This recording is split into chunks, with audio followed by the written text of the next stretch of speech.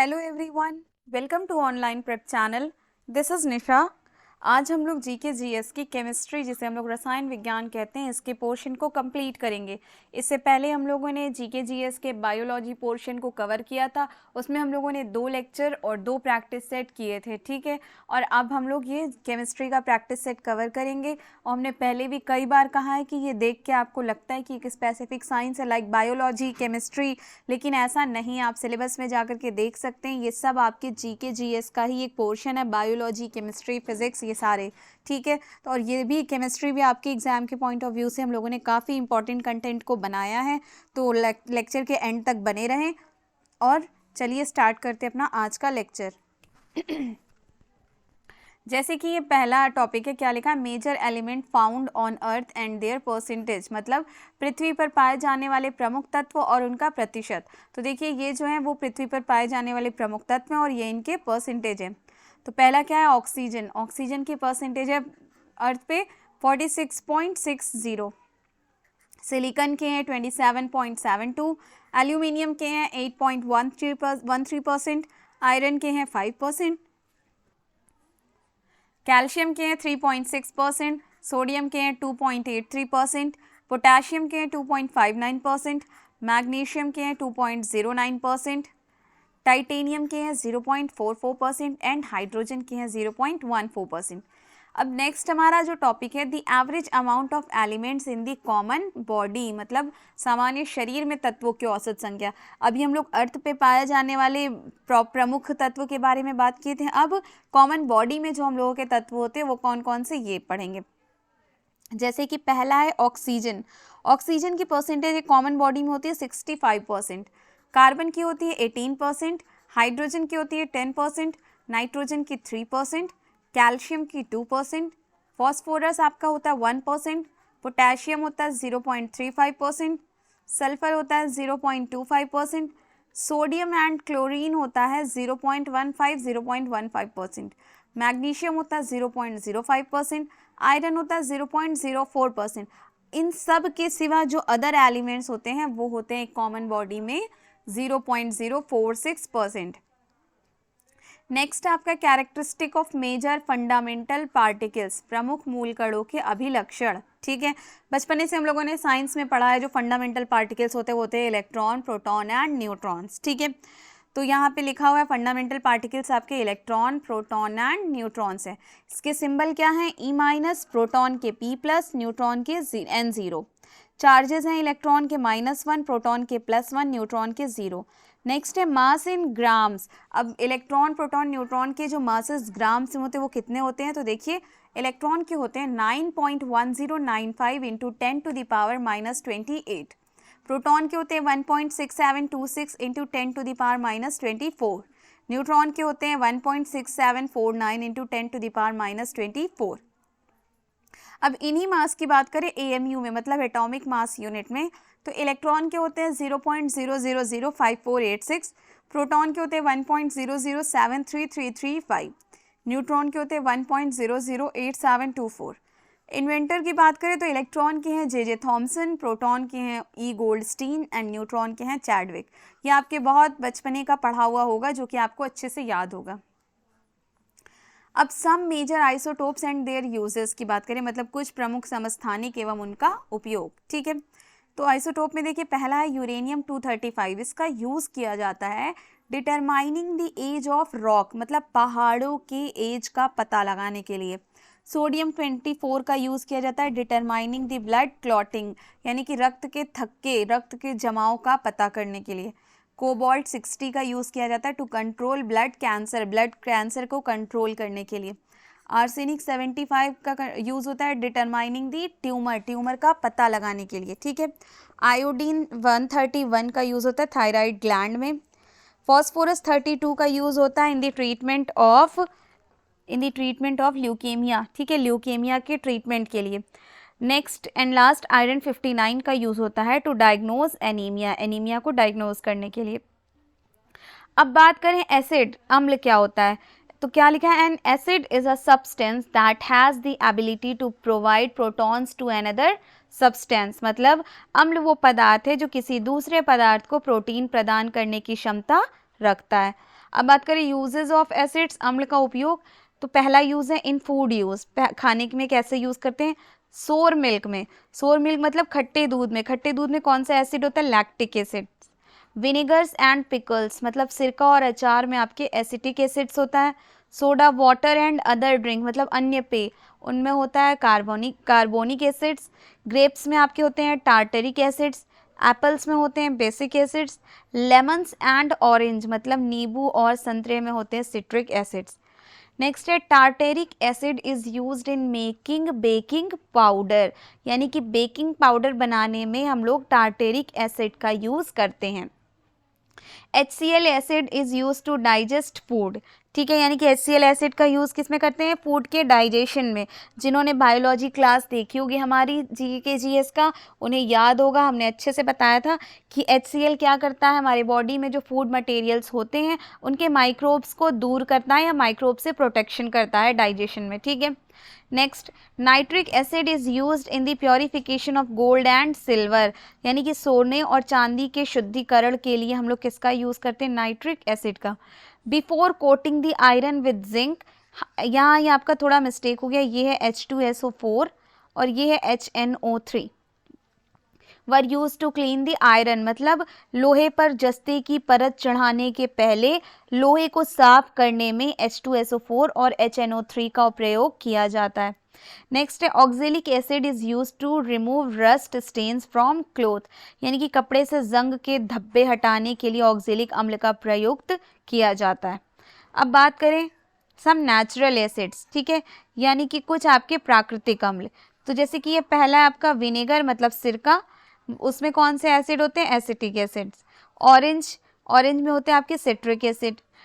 Next है आपका tamarind मतलब इमली, ये है tartaric acid.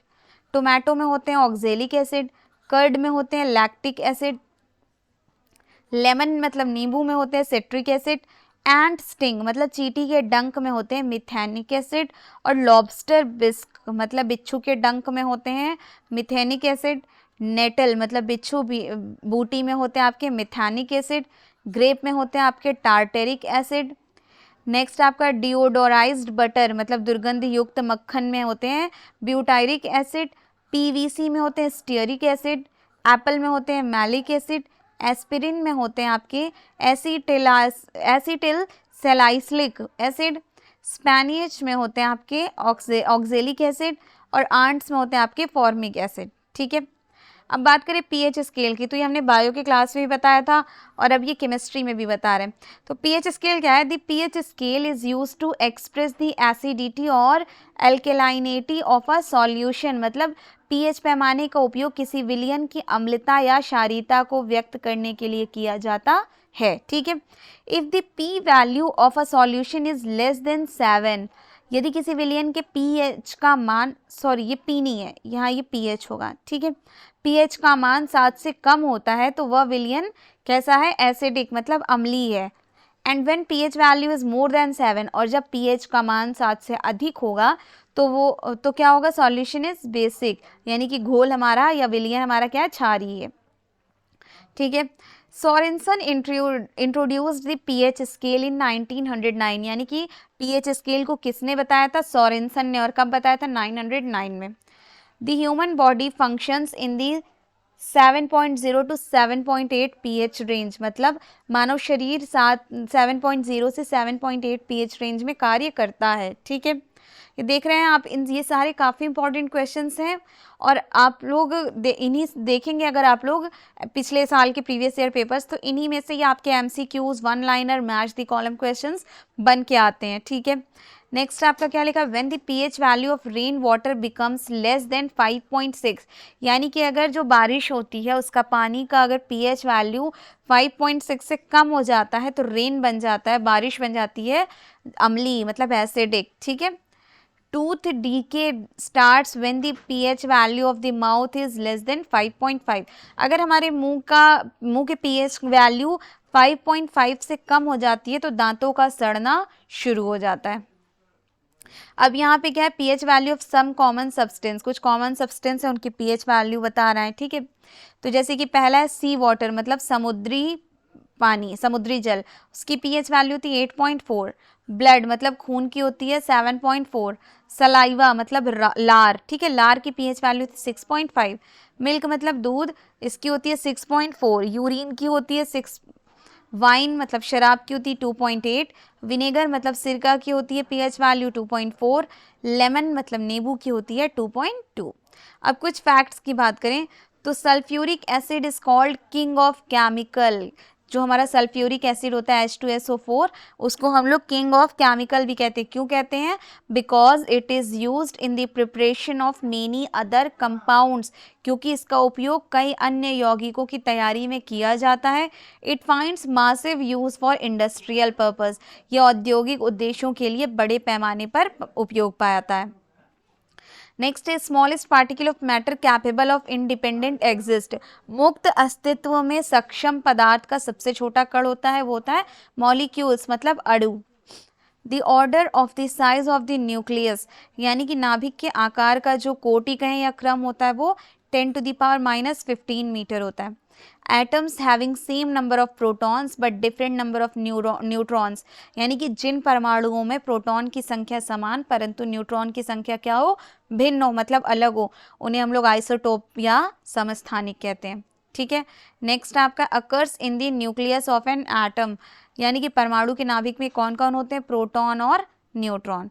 The heaviest natural element is, सबसे भारी प्राकृतिक तत्व क्या है, यूरेनियम।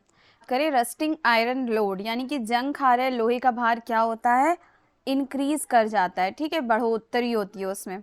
नेक्स्ट हम देखें फाइबर। ठीक है, फाइबर क्या होता है आपका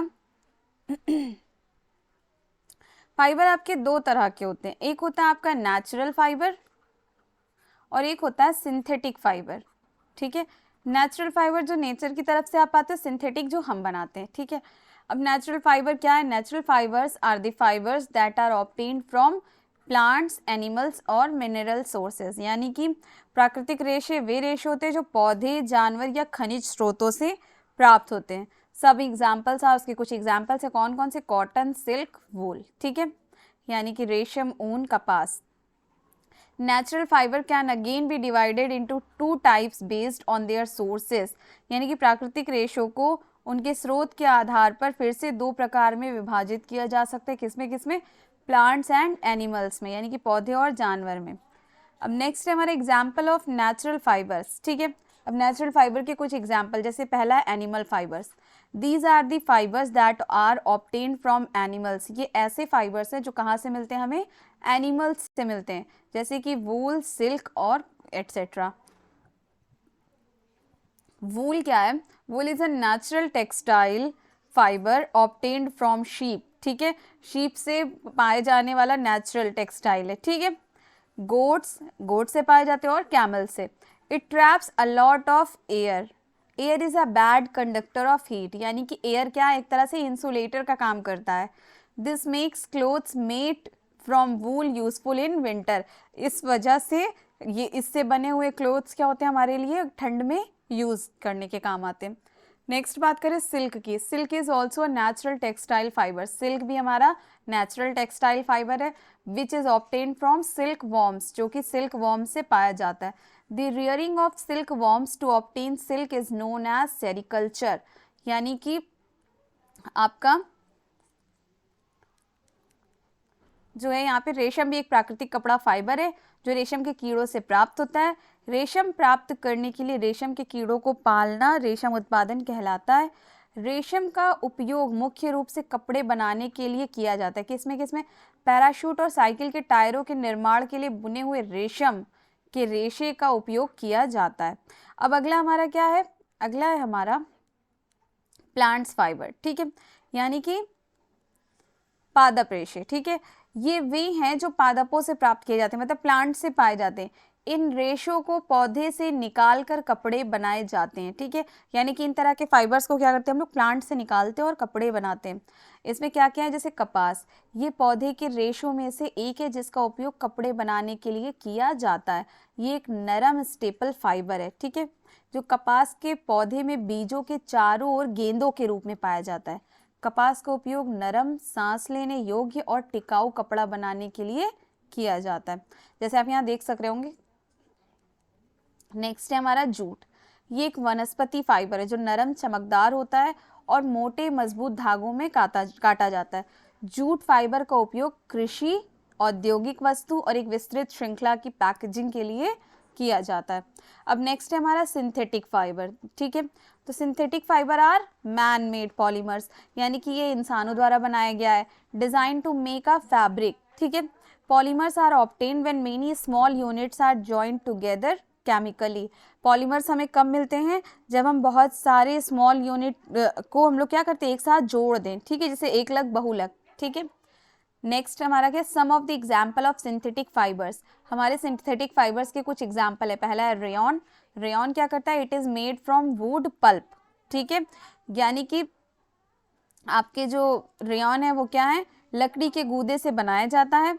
नेक्स्ट अगर हम बात करें, it is also known as artificial silk. इसे हम लोग आर्टिफिशियल सिल्क भी कहते हैं, as it has characteristic resembling silk. ठीक है, यानी कि क्योंकि इसमें क्या होता है, रेशम जैसी विशेषताएं होती हैं। रेयॉन का मुख्य रूप से कपड़े, कालीन, चिकित्सा ड्रेसिंग और इंसुलेशन के लिए किया जाता है। और नेक्स्ट था हमारा नायलॉन। नायलॉन की बात करें तो ये पहला सिंथेटिक फाइबर था। इसका उपयोग रस्सी, स्लीपिंग बैग, पैराशूट, विभिन्न प्रकार के कपड़े आदि बनाने में किया जाता है। यह हमारे द्वारा ज्ञात सबसे मजबूत रेशों में से एक है। ठीक है, अब जैसे कि कुछ इंपॉर्टेंट आपके ये हैं, क्या है, fibre is used for making braces of brush. यानी कि जो ब्रश के आपके होते हैं ना ब्रेसेस, जिससे हम लोग ब्रश करते हैं ऊपर वाला हिस्सा, वो कौन से फाइबर से मिलकर बना होता है? वो होता है nylon 66। Fibre is used for making bullet proof jacket. जो बुलेट प्रूफ जैकेट होती है वो किससे बनता है? केवलार से। ठीक है, तो आज की हमारी क्लास यहीं ख़त्म होती है। आपने देखा होगा काफ़ी इंटरेस्टिंग फैक्ट्स भी थे इसमें और इंटरेस्टिंग सारे टॉपिक्स भी थे। आपके एग्जाम्स में यहीं से आते हैं। Thank you.